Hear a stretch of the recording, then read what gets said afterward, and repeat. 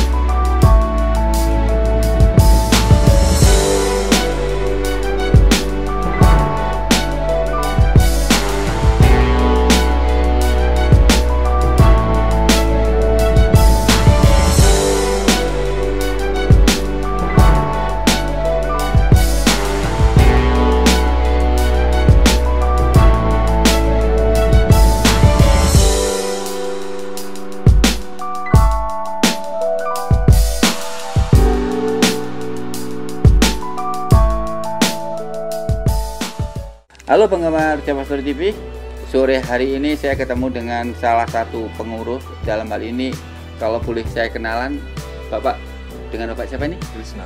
Bapak Krisna. Ini kalau nggak salah ya, Pak Krisna ini gurunya Bima Sakti ya. Ya, dalam pewayangan ya toh. Berarti orangnya sakti ini, orangnya sakti gitu. Nah, kami sekarang ini sudah ada di PTP ini. Alhamdulillah ketemu dengan Pak Kris. Pak Kris di sini sebagai apa ini sebenarnya? Kami wakil manajer. Wakil manajer. Oke Pak Krisna, saya dari Java Story TV ingin mengetahui lebih jauh mengenai informasi ya. Di wahana PTP ya. PTPN 12 ini begitu indah dalam hal pengelolaan ini di bawah naungan daripada PTP atau Perhutani Pak. PTPN 12 yang kita termasuk dari salah satu PTPN Holding. Jadi PTPN seluruh Indonesia diketuai oleh PTPN Holding. Nah kita salah satunya PTPN 12. PTPN 12.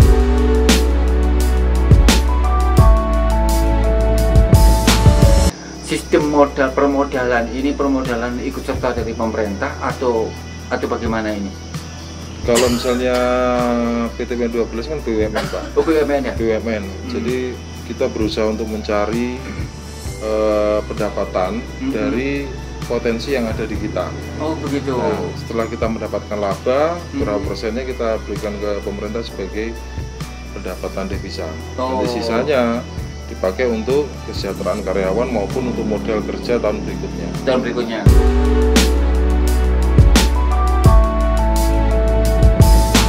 Jadi kami kan wakil manajer, kemudian ada asisten tanaman yang membawa suatu afdeling. Seperti itu. Jadi ini kan suatu afdeling, dia membawai, ada mandor besar di bawahnya wakilnya. Iya. Kita membawai beberapa mandor. Iya. Mandor sendiri membawai 10 sampai 20 karyawan. Nah, ini punya spesifikasi sendiri. Kamu tugasnya adalah menyiang manual. Kamu adalah menyiang kimiawi. Kamu adalah menyemprot hama dan penyakit. Sudah tahu job deskripsinya masing-masing? Sudah tahu.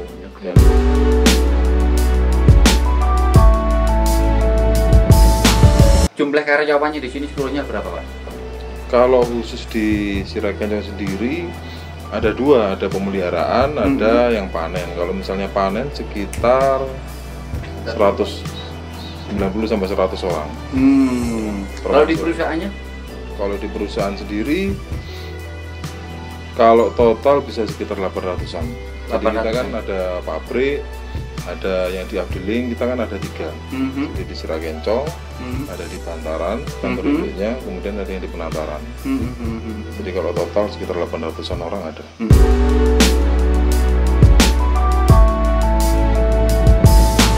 Langkah kedepannya apa ini, Pak Krisna ini? Langkah kedepannya untuk PTP ini? Kalau langkah kedepannya tetap kita berupaya meningkatkan produktivitas kita, Pak. Sehingga bagaimana kita bisa mendapatkan laba, salah satunya adalah meningkatkan produksi, yang kedua adalah mutu. Betul, karena pada saat mutu satu kita itu tinggi, otomatis harga jual kita kan tinggi. Betul. Nah, sehingga delta dari biaya yang sudah kita keluarkan, kita harus juga menjaga kualitas dari produksi tersebut. Ya, jadi istilahnya kita mau berapa produksinya, oke, kita potensinya adalah segini, biaya yang kita keluarkan adalah segini, mutu satu kita adalah segini, potensi harga jualnya adalah segini lah. Deltanya itu berapa keuntungannya dari per kilonya itu kan menjadi keuntungan kita. Iya, nah, ditunjang dengan kuantum yang banyak, otomatis kan pendapatnya semakin tinggi. Iya, betul. Gitu, Pak. Ada nggak, ini kan suatu pemandangan di sini kan indah ya, Pak Krisna. Ada nggak suatu pemikiran untuk dijadikan suatu objek wahana wisata yang lebih menarik dengan nuansa kebun teh, dengan nuansa air terjunnya, terus tambah itu? Kira-kira ada nggak langkah-langkah ke depan segitu, Pak? Ada, kita kan sudah berusaha untuk mengembangkan agrowisata kita, tapi terkendala juga ada masalah cash flow juga, masalah apa namanya ya. Kita beda dengan swasta. Pada saat swasta dia bisa menggandeng siapapun, dia bisa mudah dengan gandeng bank, saya mau seperti ini, dia cepat mengembangkan suatu agrowisata. Tapi karena kita BUMN, sehingga banyak birokrasi, banyak hal yang perlu kita bicara, yang perlu diperhatikan. Tapi kita sudah kerjasama dengan Dinas Pariwisata dan Dinas Pariwisata sendiri di Blitar. Itu 3 yang mau dikembangkan adalah Pantai Serang, kemudian Candi Penataran, sama perkebunan Sirakencong. Sehingga 3 ini yang akan dikembangkan. Mereka siap untuk membuat MOU dengan kita. Jadi kita yang istilahnya, mari Pak kita membuat MOU, kita membuat suatu kawasan wisata Sirakencong. Sehingga kawasan wisata Sirakencong adalah mulai pada saat kita dari bawah itu kan ada perkebunan kopi, kita kembangkan di situ. Kemudian setelah itu ada greenfield, susu, kita kembangkan di situ. Nah, pada saat yang terakhir teh, kita kembangkan teh. Jadi adalah suatu kawasan, bukan hanya Sirakencong sendiri, tapi suatu kawasan Sirakencong.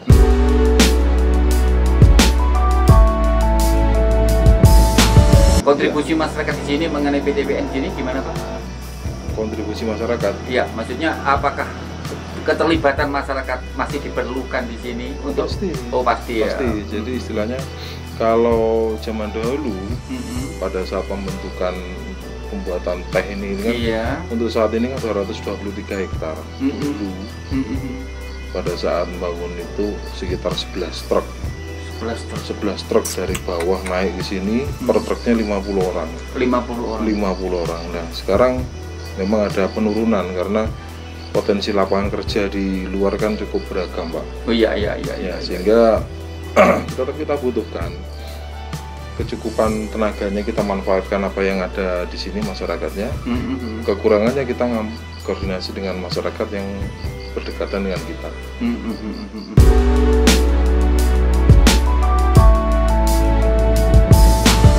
Jadi kan banyak sih, kita kan padat karya sih, Pak ya. Oh gitu padat karya. Jadi sebagai contoh kayak petik zaman dahulu itu kan petik pakai manual. Iya. Nah, tetapi karena sekarang sudah mulai berkurang, mesin mulai masuk. Jadi bagaimana kita memetik dengan mesin. Sehingga hasil daripada pemetikan maksimal mungkin ya. Sehingga putaran petik kan harus tercapai, Pak. Putaran petik harus tercapai. Bagaimana kita mengatasi kekurangan tenaga petik, salah satunya adalah pakai mesin. Sistem pengeringan ini hasil dari teknik gimana? Sistem pengeringannya. Iya. Kalau misalnya sistem pengeringannya itu adalah Penguapan atau open? digoreng. Jadi di oven.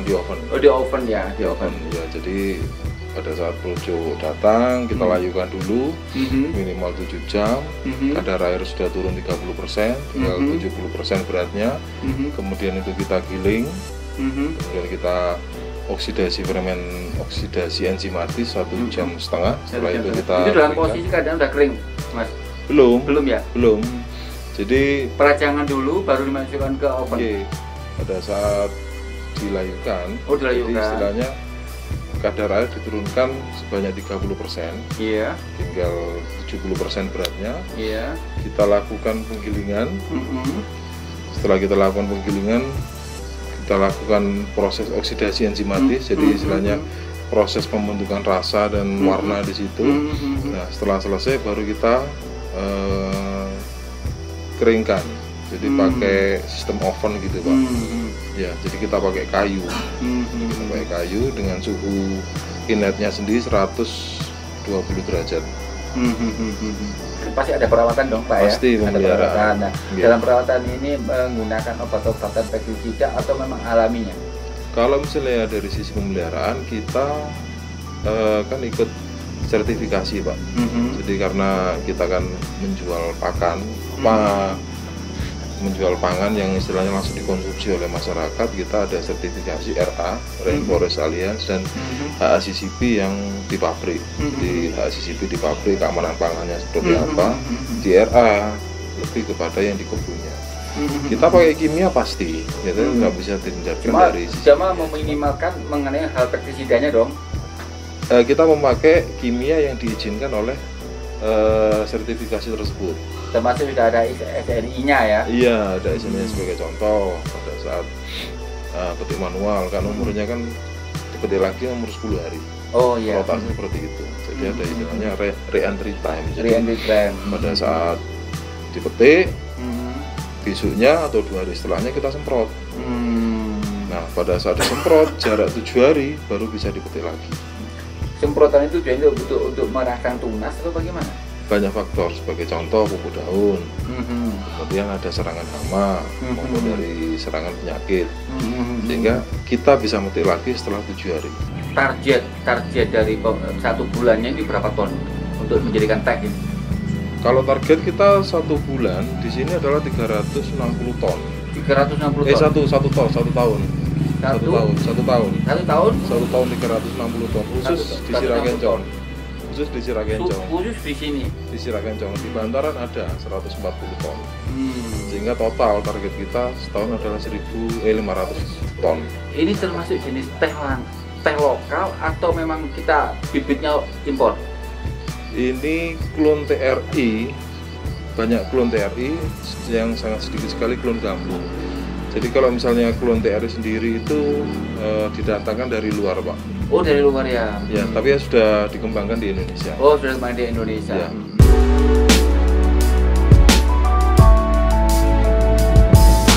Hasil produksi, nah, ini dinikmati oleh negara Indonesia atau diekspor ini? Kalau kita kan pada saat ngolah kan ada menghasilkan 7 macam. 7 macam teh. 7 macam mutu. 7 macam mutu. Nah, biasanya dan kecenderungan adalah yang 20% itu dikonsumsi oleh orang Indonesia. Yang 80% kita impor. Kita ekspor. Kita ekspor ya. Kita ekspor. Oke, Pak Kris, saya terima kasih banyak informasinya. Semoga kita selalu sehat. Amin. Ya, dilindungi oleh Sang Maha Kuasa. Oke, Pak Kris.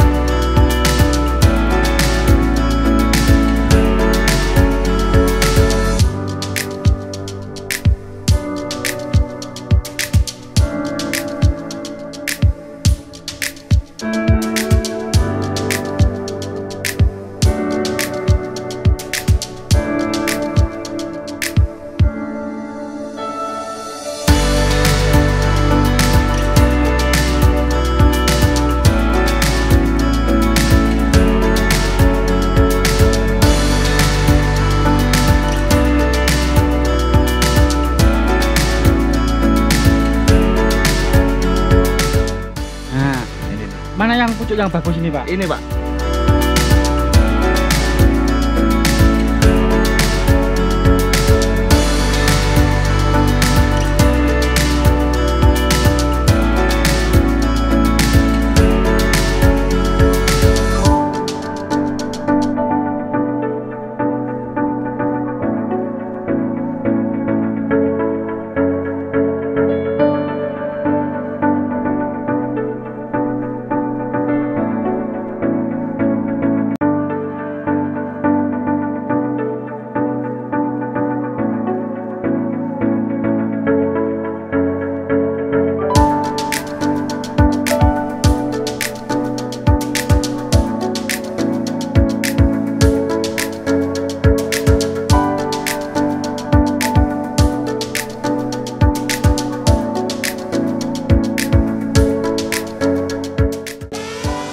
Enak iki.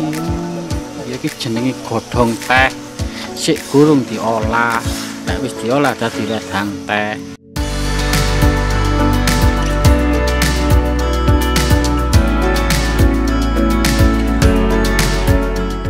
Penggemar Java Story TV, kali ini saya ada di PTP Pak ya. PTPN 12. PTPN 12 Kebun Teh ya. Iya, Kebun Teh, Kebun Bantaran, Pak. Kebun Teh, Kebun Bantaran. Iya, bagian Serah Kencong. Bagian Serah Kencong. Betul, Pak. Ikut desa mana ini? Ngadirenggo, Pak. Ngadirenggo. Kecamatan Wingi. Oh ya, ngomong-ngomong Bapak siapa ini? Pak Suleni, Pak. Pak Sulaini. Betul, Pak Suleni, Pak. Pak Sulaini. Pak Sulaini di sini sebagai apa Pak Sulaini? Sebagai mandor besar, Pak. Sebagai mandor besar. Iya, itu pembantunya Pak Astan, asisten tanaman, Pak. Asisten tanaman. Iya, betul. Tahun berapa Pak berdiri di sini Pak? Tahun 87, Pak. Tahun 87. Jenis tehnya apa Pak? Kalau jenis tehnya CTC, Pak, namanya, Pak. CTC Pak ya? Iya, Kurang aja. lebih Pak ya, sekali panen itu berapa hari? Sekali atau sehari dipakai panen ya? Iya, Pak. Pagi sore atau pagi doang atau sore doang? Pagi sampai siang, Pak. Pagi sampai siang? Iya, Siang. ya minimal jam 12 sampai jam 1, Pak. Luas area seluruhnya berapa hektar? 223,25 hektar, Pak. Wow. Saya megang itu, Pak. Berapa ton per hari? Rata-rata 4,5 sampai 5 ton, Pak. Basah? Basah, Pak. Basah. Biasanya kalau basah segitu 1 tonnya dapat berapa? Keringnya dapat berapa? Keringnya kurang lebih dibagi 3, Pak, itu, Pak. Oh, bagi Bagi 3. 3, iya. Jadi 1 ton Minimal itu remendensinya? 5 ton, 1 ton kering, Pak. Oh, jadi Itu. Iya. Rendemennya, Pak. rendemennya ya sekitar hampir 40%. Iya. Jadi 5 ton, harus saya mendapatkan 5 ton, saya dapat kering 1 ton, Pak. Itu yang harus saya capai, Pak. Ini langsung dikemas di sini atau bagaimana? Dikemas di sini, Pak. Dikemas di sini langsung Ya. bentuk kemasan. Bentuk kemasan itu besar, Pak. Oh, besar. Ada mutunya kan sendiri-sendiri, Pak. Ada mutu 1, mutu 2. Ukurannya berapa kilo atau bal-balan begitu? Iya, Pak. Bal-balan ada yang ukuran 50 kilo. Sebenarnya tadi saya pingin loh Java Story TV itu pingin tahu bagaimana sih rasa tehnya kok penasaran banget ya Gitu. sampai diekspor gitu. Iya, iya. Kira-kira nanti bisa nggak kira-kira saya ya, mencoba untuk Ya, mencoba nanti bisa ke pabrik, Pak. oh gitu ya? Iya, Oh, langsung oke. ke pabrik saja nanti biar yang pabrik menyiapkan. Kalau Bapak ingin menikmati. Gitu Penasaran, Pak, ya? Penasaran Oh, banget iya, gitu. kalau diekspor ke luar negeri gitu. Iya, yang ditonjolkan. Yang ditonjolkan ini cuma kalau Air kita- terjun mungkin? Ya, yang pertama air terjun itu kan bukan punyanya PTPN, Pak. Itu Iya. haknya Perhutani, Pak. Tapi kita sudah berupaya untuk view-view, untuk selfie-selfie pengunjung, untuk biar pengunjung itu bisa enjoy di sini, menikmati udara yang segar di sini, Pak. Kebun teh yang Ya, indah ya, ini, ya, Pak. ya, ya. Sangat Iya. apa ya? Sangat kagum saya melihat Iya. situasi kali ini. Di samping air terjun kira-kira wahana apalagi yang perlu diekspos ini? Ini ada tempat-tempat untuk selfie-selfie, mau pembangunan yang mau dikerjakan ini masih dibuatkan apa bahan-bahannya ini ke depan. Bahan-bahannya. Iya. Tadi ada petilasan, katanya petilasan apa tadi? Itu ada candi, Pak. Candi ya? Iya. Candi peninggalan dari? Itu saya belum begitu paham, mungkin dari Mojopahit, Pak. Dari Kerajaan Mojopahit. Iya, Pak. Itu ada candi. Bentuk candinya gimana? Besar atau bagaimana? Itu enggak, Pak, cuma ada 2 tempat itu kecil-kecil. Gitu. Tapi dulu mungkin dia enggak selesai, mungkin ada apa itu saya kurang paham, belum sampai selesai, sudah ditinggal itu. Ada juru kuncinya kira-kira Pak? Itu yang megang ada, Pak, itu dari Kecamatan Joko, Pak, dari pihak dinas apa, Pak, namanya? BHDI? Iya, itu, Pak, ada yang memelihara di situ, Pak. Oh gitu ya. Saya terima kasih banyak informasinya. kalau begitu sekaligus kita jalan-jalan menuju tempat-tempat yang lain supaya kita tahu bahwa di Kabupaten Blitar ini ada satu wahana yang begitu indah, begitu cantik, termasuk kebun tehnya ini. Ya. Kalau di sini view-nya ya Gunung Kawi dan begitu indah sekali, apalagi dengan nuansa alam seperti ini. Ibarat kata kabut mulai turun ya. Iya Pak. Ya, ini biasanya kalau jam 9 ke atas, kalau musim kan masih musim hujan Pak. Iya. Iya, tapi kalau musim kemarau ya enggak Pak. Gitu ya. Iya. Tapi kalau musim kemarau kan dinginnya Pak. Iya, dinginnya ya. Kalau seperti ini masih ada kabut. Itu kan jam-jam sekian ini Pak. Oke, penggemar Jawa Story TV, jangan lupa ya subscribe, like, comment, and share, dan klik tanda lonceng karena kami akan menelusuri apa yang ada di dalam kebun teh PTP ini. Apa tadi namanya PTP ini? PTPN 12 Pak. PTPN 12 Kebun Bantaran bagian Serakencong. Oke penggemar, kita lanjut.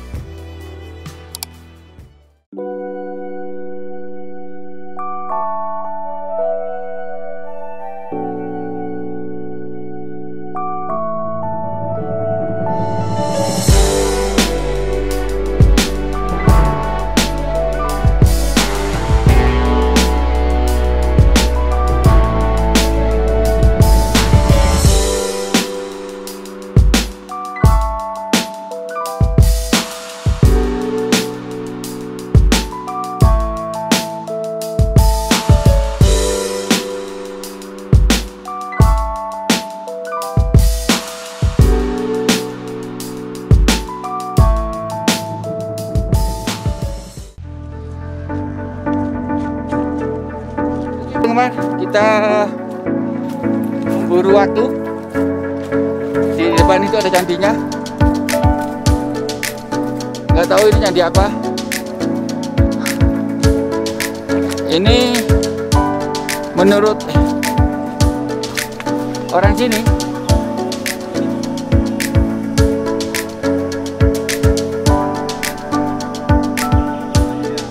Terus ngombe ini apa, Bro? Kopi. Ngombe ini ya apa, Bro? Enak, Bro.